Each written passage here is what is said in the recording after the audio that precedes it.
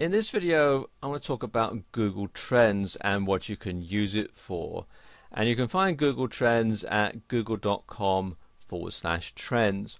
Now, Google Trends is a great way to analyze crowd behavior and to see what people are searching for at any particular given time over an extended period.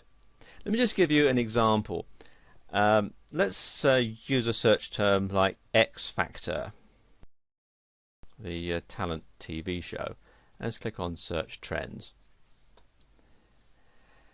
Now you can see that the pattern developed here is fairly consistent. Interest starts to build as the show is trailed, and then after the winner is announced it drops off and it's fairly flat again until the next year. And as I move along here, you can see that the troughs and peaks get more pronounced, mainly because over the years more people start to get broadband internet access and internet enabled cell phones, which means that they can search more often. And you can also see at the bottom here there's a news reference volume. You can see what's being written about the X Factor all the way along.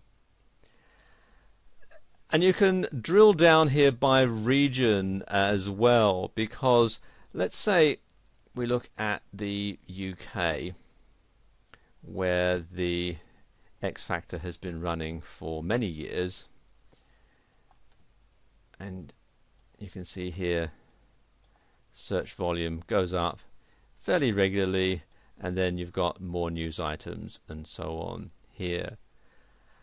But if we switch that to the United States, you can see that the search volume and the news reference is pretty flat up until around 2009, when Simon Cowell announced that he was going to be leaving American Idol to concentrate on bringing the X Factor to the US. And then you've got other peaks when further announcements were made. You can see here there were more news stories being written about, and then you've got the various peaks as the show starts to take off and so on. And you've got, see, this one here shows the peak in traffic when Simon Cowell to leave American Idol, and these when various things have happened on the show. You know, when people started writing about Cheryl Cole and Paula Abdul and so on. Now, finding cyclical patterns in search volume data is very interesting, because it can tell you when you want to start marketing your product or service, when there's going to be a lot of demand. And you can also use Google Trends to search for more than one item at a time, and I'm sort of demonstrating both here. We've got 5 search terms: gifts, flowers, chocolate, fireworks, and costume.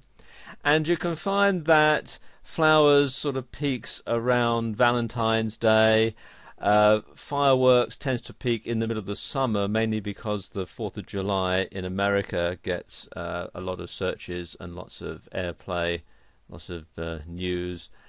Costumes again tends to peak around Halloween, because countries like America, Ireland, Britain, Germany have Halloween parties and people dress up in fancy costumes and so on.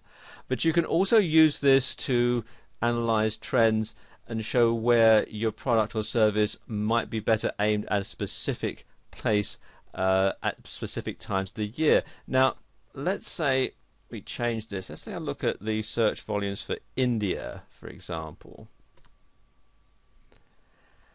We can see, if I just scroll down here, that the pattern for flowers, it goes up a bit at the beginning of every year, as do gifts.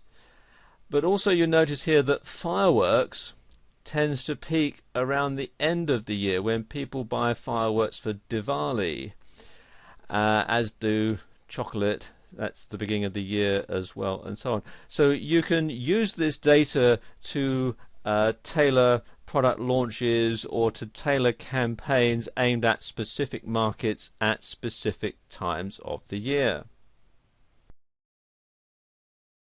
Have you ever wondered how popular something is compared to something else? Well, search volume is a great indicator. Now, if we compare Google, Yahoo and Bing, for example, we can see the cultural shift over time in online searching. In fact, we can even pinpoint the month, and you can see right here, where Google, and again here, where Google overtook Yahoo in terms of search popularity. You can also see that Bing is just a small line on the graph because it's so new. But you can also see that it got popular when it was first launched, but it's flatlined ever since.